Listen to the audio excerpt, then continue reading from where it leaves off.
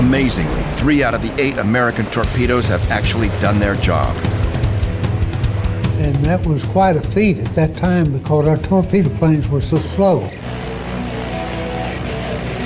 Now, your warfighter capability is a combination of both technology and, in this case, for flying, your pilot skill. Well, back then, the technology wasn't all that good, so capabilities of the pilots would have to play a much larger role than they do today.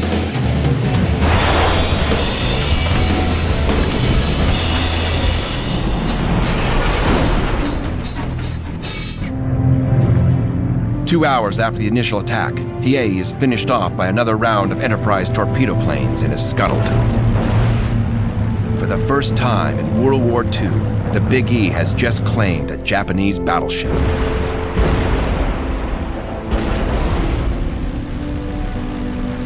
I think they were credited with sinking the first battleship. It's one of their newest ones, and I believe that was the first battleship that we had sunk. You felt victory every time you sunk one of their ships or knocked their planes down. You felt up there.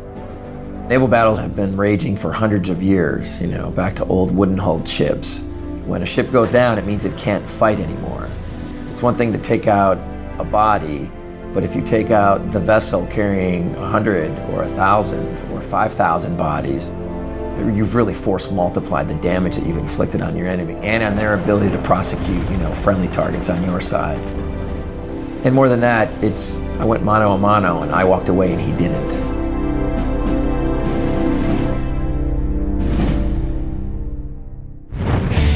By the end of the day, all 15 Enterprise torpedo and fighter planes survive their encounter with the enemy and land safely at Henderson Field.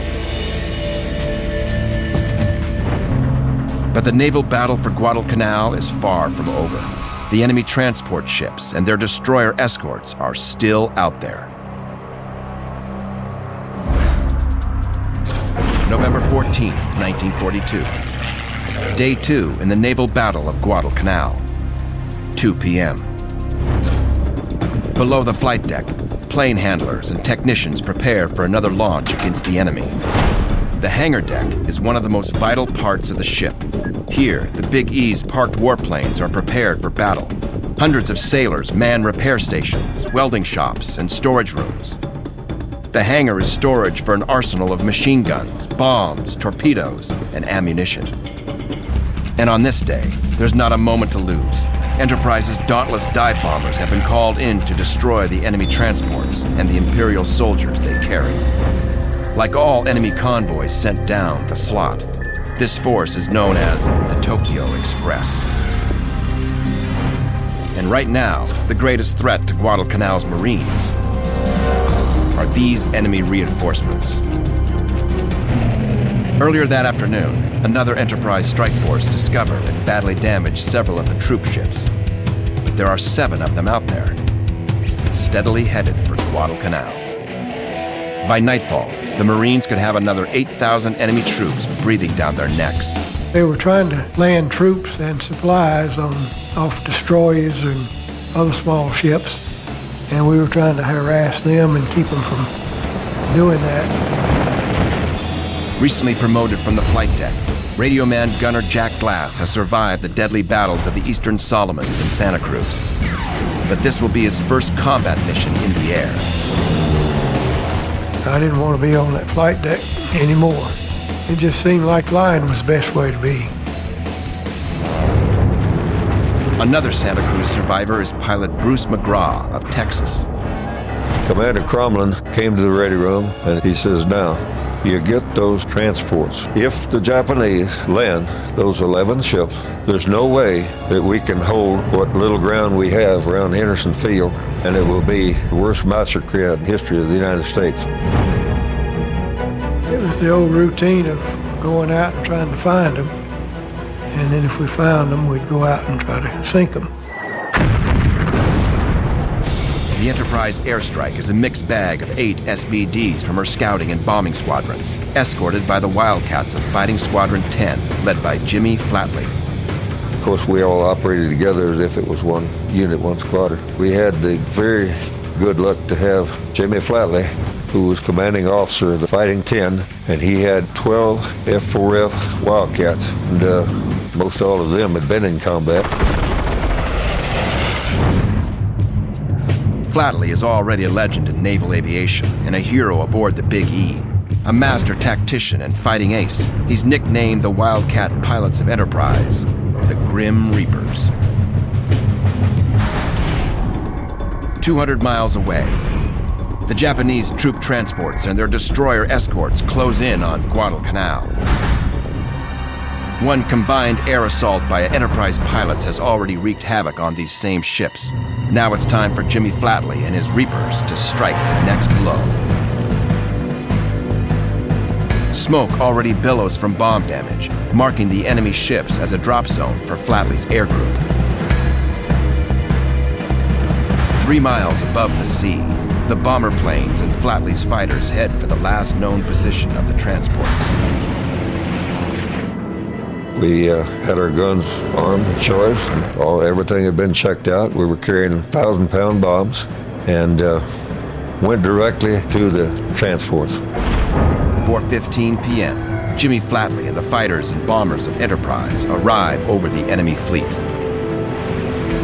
From 18,000 feet, Flatley can clearly see 7 wounded transports trailing smoke. He's got them exactly where he wants them. Immediately, cool-headed Flatley forms a battle plan. One by one, he directs each bomber pilot towards a different enemy transport. Every plane will have one chance to drop a lethal love letter from the Big E, or risk getting blown out of the sky by a destroyer. It's got to time out perfectly. 18,000 feet below the SBDs. The 7 transports are spread out side by side in 2 lines. The troop ships are no match for American air power. They're lightly armed and slow to maneuver. For the Japanese soldiers aboard them, there's nowhere to run. Suddenly, all eyes look to the sky as the Enterprise warplanes charge in from the clouds. 18,000 feet above. Pilot Bruce McGraw and 5 comrades circle toward the right formation of transports, while the other 3 SBDs take the left. Radio man Jack Glass is the rear seat gunner in one of them. You always tried to make your dive so you could pull out stern to bow or bow to stern the long way. That way you had a better chance of getting a hit.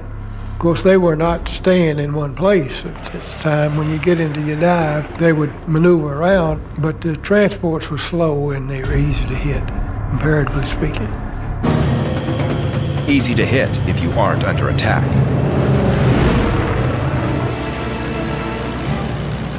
Suddenly, 5 enemy Zeros streak in past the approaching dive bombers, blazing hot lead.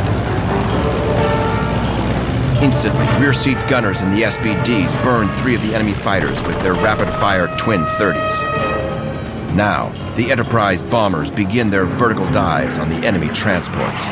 The anti-aircraft fire wasn't very effective because they didn't have much on those transports. If we could get by without making a drop on a combat ship, the rest was easy. It was usually 1 to 2 bombs would sink one of those transports. The light flak guns on the transports and anti-aircraft shells from destroyer escorts aren't enough to stop the men of the Big E.